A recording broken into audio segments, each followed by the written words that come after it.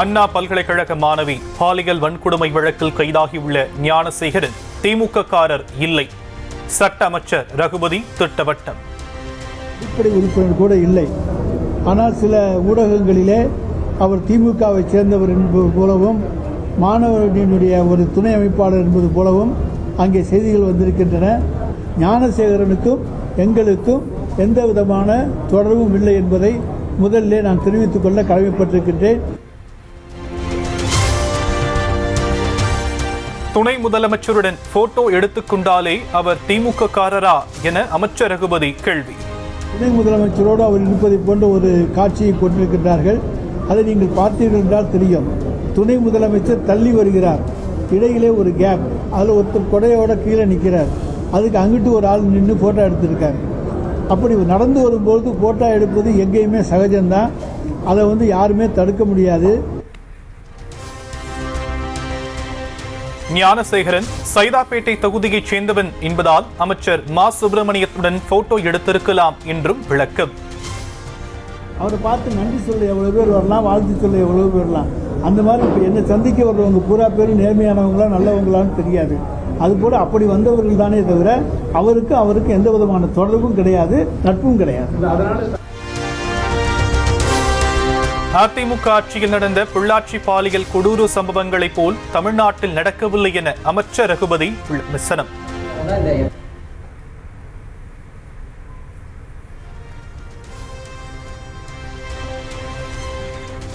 பாஜக ஆளும் மாநிலங்களில் பாலியல் வழக்குகளில் சிக்கிய பாஜகவினருக்கு ஆதரவாக அக்கட்சியினரே பேரணி சென்றதாகவும் குற்றச்சாட்டு. பாலியல் வன்முறை சம்பவங்கள் பல பாஜக ஆளும் மாநிலங்களில் தான் நடந்திருக்கின்றன. காஷ்மீர் சிறுமி ஆசிபாவை வன்புணர்வு செய்து கொண்ட குற்றவாளிகளுக்கு ஆதரவாக அமைச்சர்களே பேரணி நடத்தினார்கள் என்பதை யாரும் மறந்துவிட முடியாது. அல்லது எந்த பிரிவுகளில் மாணவி பாலியல் வன்கொடுமை வழக்கை மூடி மறைக்க வேண்டிய அவசியம் திமுக அரசுக்கு இல்லை. எதிர்க்கட்சிகள் தேவையின்றி அரசியல் செய்வதாகவும் அமைச்சர் ரகுபதி சாடு.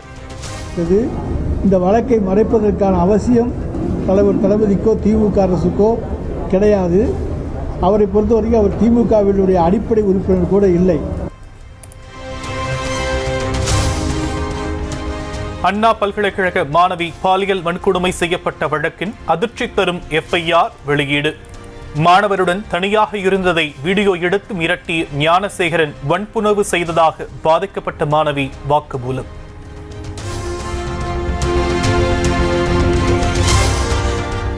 மாணவருடன் இருந்த வீடியோவை தனது தந்தைக்கு அனுப்பிவிடுவேன் என ஞானசேகரன் மிரட்டியதாக மாணவி தகவல். டீன் மற்றும் பேராசிரியரிடம் காண்பித்து TCயை தர வைப்பேன் என மிரட்டியதாகவும் முதல் தகவல் அறிக்கையில் தகவல். தானும் தனது நண்பரும் எவ்வளவோ கெஞ்சியும் ஞானசேகரன் விடவில்லை என மாணவி குமுறல். வீடியோவை சமூக வலைத்தளங்களில் பரப்புவேன் என கூறி வலுக்கட்டாயமாக பாலியல் தாக்குதல் நடத்தியதாக தகவல். மாணவியை வன்கொடுமை செய்யும் முன்பாக ஞானசேகரனுக்கு வந்த செல்போன் அழைப்பு. நடந்தவை அனைத்தையும் ஞானசேகரன் எடுத்து கூறிய அந்த இரண்டாவது நபர் யார் என போலீசார் தீவிர விசாரணை.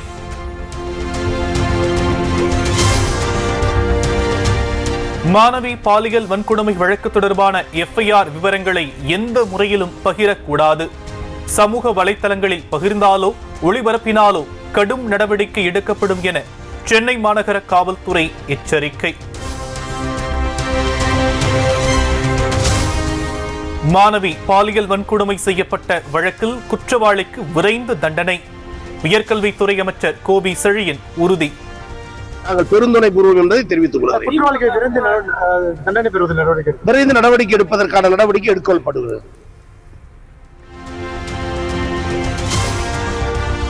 புகார் அளிக்கப்பட்ட 3 மணி நேரத்தில் பாலியல் குற்றவாளியை கைது செய்துள்ளது காவல்துறை. அச்ச உணர்வால் சம்பவம் நடந்த 2 நாட்கள் கழித்து மாணவி புகார் அளித்ததாகவும் அமைச்சர் கோபி செழியன் விளக்கம். புகார் மனு பெறப்பட்ட 3 மணி நேரத்தில் உரிய குற்றவாளி கைது செய்யப்பட்டிருக்கிறார். அண்ணா பல்கலைக்கழகத்தில் படித்த அந்த மாணவி நடந்த விஷயங்களை 2 தினங்கள் பல்கலைக்கழகத்தில் இருக்கக்கூடிய அந்த பாதுகாப்பு குழுவிடம் ஒருவேளை சொல்லி இருந்தால் இன்னும் துரித நடவடிக்கை எடுக்க வாய்ப்பாக இருந்திருக்கும். தனிப்பட்ட அச்ச உணர்வு அல்லது பெண்மைக்குரிய பாதுகாப்பு மனநிலை இவைகளை மனதில் வைத்து 2 தினங்கள் கழித்து அந்த புகார் மனு பெறப்பட்டாலும் கூட துரித நடவடிக்கை எடுத்து அவர்களை கைது செய்திருக்கிறோம். மாணவி பாலியல் வன்கொடுமையை கண்டித்து அண்ணா பல்கலைக்கழக வளாகத்தில் முன்னாள் அமைச்சர் ஜெயக்குமார் தலைமையில் போராட்டம் நடத்த முயன்ற அதிமுகவினர்.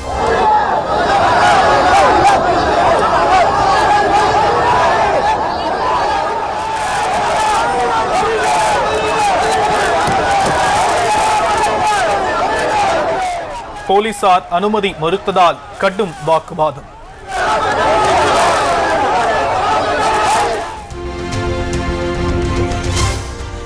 போலீசாரின் தடையை மீறி அதிமுகவினர் மறியலில் ஈடுபட்டதால் கிண்டி பகுதியில் போக்குவரத்து நெரிசல்.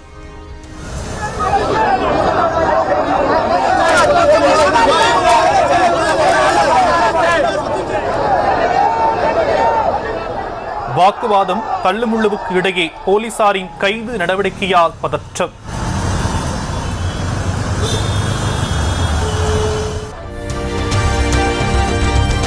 சமூக விரோதிகளின் கூடாரமாக திமுக மாறியுள்ளது என எடப்பாடி பழனிசாமி பகிரங்க குற்றச்சாட்டு.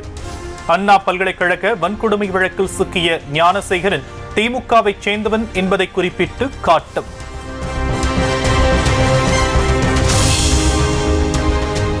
அண்ணா பல்கலைக்கழக பாலியல் வன்கொடுமை சம்பவத்திற்கு நீதி கோரி பாஜகவினர் போராட்டம்.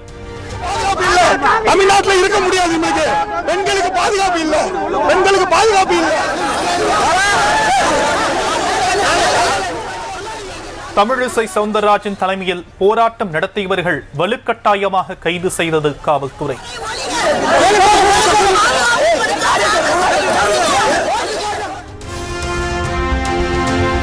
குற்றவாளி திமுக காரன் என்பதால் பாதிக்கப்பட்ட மாணவியின் விவரங்கள் அடங்கிய FIR வெளியே கசிய விடப்பட்டிருப்பதாக அண்ணாமலை கண்டனம். சட்டவிரோத மற்றும் தனிமனித உரிமைகளுக்கு எதிரான செயல்களுக்கு முதலமைச்சர் மு.க. ஸ்டாலினே முழு பொறுப்பு என்றும் ஆவேசம்.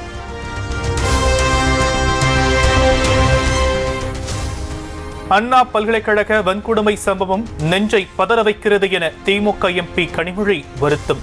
குற்றவாளிக்கு உடனடியாக கடுமையான தண்டனை கிடைக்க வேண்டும் எனவும் வலியுறுத்தல்.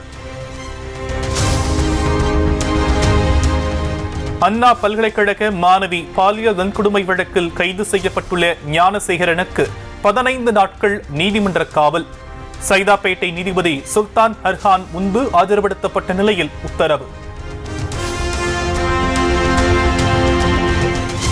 கை கால்கள் முறிந்த ஞானசேகரன் சென்னை ஸ்டான்லி மருத்துவமனையில் கைதிகள் பிரிவில் அனுமதி. சிகிச்சை முடிந்த பின் புழல் சிறையில் அடைக்கப்பட உள்ளதாக காவல்துறை தகவல். வரும் சட்டப்பேரவை தேர்தலில் 200 அல்ல 200க்கும் அதிகமான இடங்களை பெற்று வெல்வோம். அந்த அளவுக்கு திமுக கூட்டணி பலமாக இருப்பதாக முதலமைச்சர் மு.க. ஸ்டாலின் நம்பிக்கை. 100 இடங்களுக்கு 200 இடங்களுக்கு மேல் வெற்றி பெறுவோம் என்று நான் சொன்னதாக எடுத்து சொன்னார். ஆனால் இன்றைக்கு இருக்கக்கூடிய நிலை என்னன்னு கேட்டால் 200 அல்ல 200ஐயும் தாண்டி வரக்கூடிய அளவிற்கு நம்முடைய கூட்டணி அமைந்திருக்கிறது.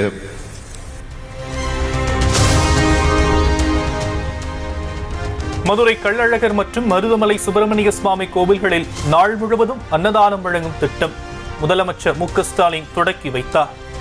முதலமைச்சர் அவர்கள் தலைமையிலான அரசு பொறுப்பேற்ற பின் அன்னதான திட்டத்தை விரிவுபடுத்தும் வகையில் இன்றைய தினம் மதுரை மாவட்டம் அழகர் கோயில் அருள்மிகு கள்ளழகர் திருக்கோயில் மற்றும் கோயம்புத்தூர் மாவட்டம் மருதமலை அருள்மிகு சுப்பிரமணிய சுவாமி திருக்கோயில் ஆகிய 2 திருக்கோயில்களுக்கு நாள் முழுவதும் அன்னதானம் வழங்கும் திட்டம் மாண்புமிகு தமிழ்நாடு முதலமைச்சர் அவர்களால் தொடங்கி வைக்கப்பட்டுள்ளது. இதனால் பக்தர்கள் சுதந்திர போராட்ட வீரரும் தகைசால் தமிழர் விருது பெற்றவருமான பொது உடைமை தோழர் நல்லக்கண்ணுவின் 100ஆண்டு பிறந்த நாள். முதலமைச்சர் மு.க. ஸ்டாலின் நேரில் சென்று வாழ்த்து.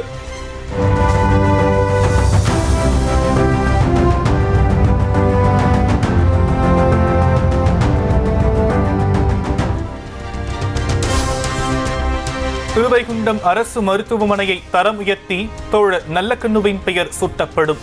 நூற்றாண்டு பிறந்த நாளை முன்னிட்டு முதலமைச்சர் மு க ஸ்டாலின் அறிவிப்பு. நூற்றாண்டு காணும் தோழர் நல்லக்கண்ணுவுக்கு அரசியல் கட்சி தலைவர்கள் வாழ்த்து. பொதுமக்களும் திரண்டு வாழ்த்து தெரிவிப்பு.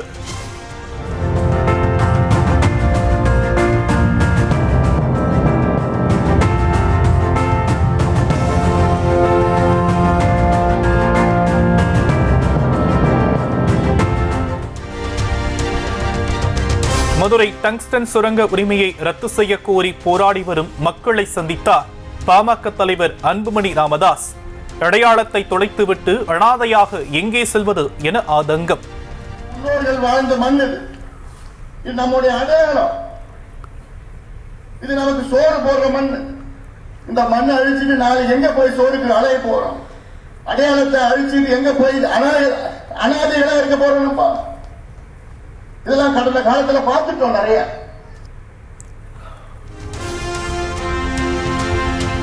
உலகையே உறைய வைத்த சுனாமி ஆழிப்பேரலை அழித்ததன் 20ஆம் ஆண்டு நினைவு நாள்.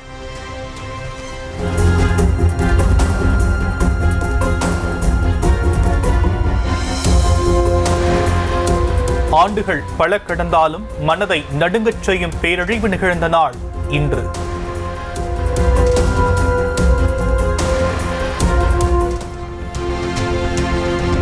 தமிழகத்தின் பல்வேறு பகுதிகளிலும் சுனாமி ஆழிப்பேரலையில் சிக்கி மாண்டவர்களை எண்ணி உறவினர்கள் கண்ணீர்.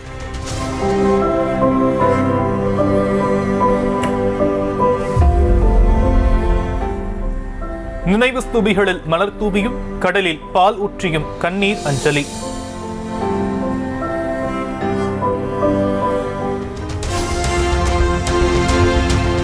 சுனாமி நினைவு தினத்தையொட்டி சென்னை பட்டினப்பாக்கம் கடற்கரையில் ஆளுநர் ஆர் என் ரவி அஞ்சலி. கடலில் பால் ஊற்றியும் மெழுகுவத்தி ஏற்றியும் மரியாதை.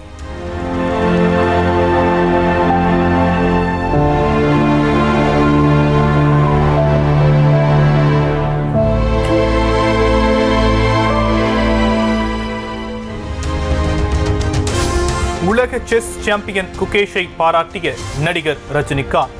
சிறிய வயதில் பெரும் சாதனை படைத்ததற்காக வீட்டிற்கே அழைத்து பாராட்டு.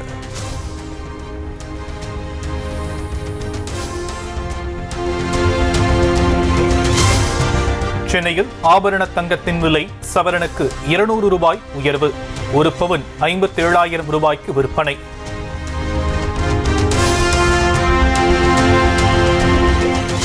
வங்கக்கடலில் நிலவி வந்த காற்றழுத்தம் வலுவிழந்ததாக வானிலை ஆய்வு மையம் தகவல்.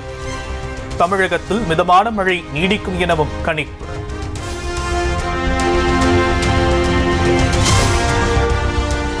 சென்னை, காஞ்சிபுரம், திருவள்ளூர், கள்ளக்குறிச்சி மாவட்டங்களில் பரவலாக மழை.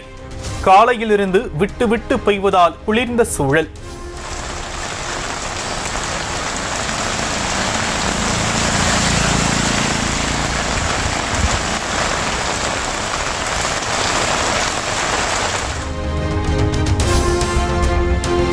செங்கல்பட்டு மாவட்டம் மதுராந்தகத்தில் சாலையில் சென்ற கார் நிலை தடுமாறி எதிர் திசையில் சென்ற கார் மீது மோதல். திண்டுக்கல் நோக்கி சென்ற 2 சிறுவர்கள் உட்பட 3 பேர் பலியான சோகம்.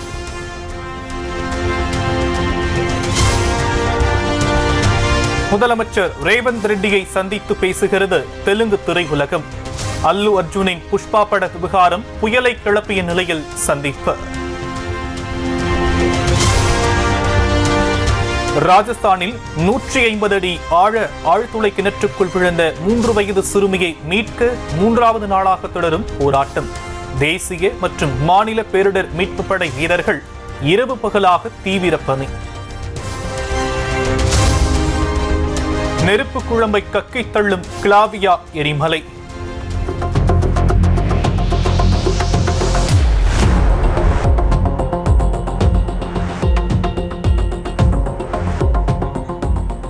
ஹவாய் தீவு மக்களுக்கு உச்சக்கட்ட எச்சரிக்கை.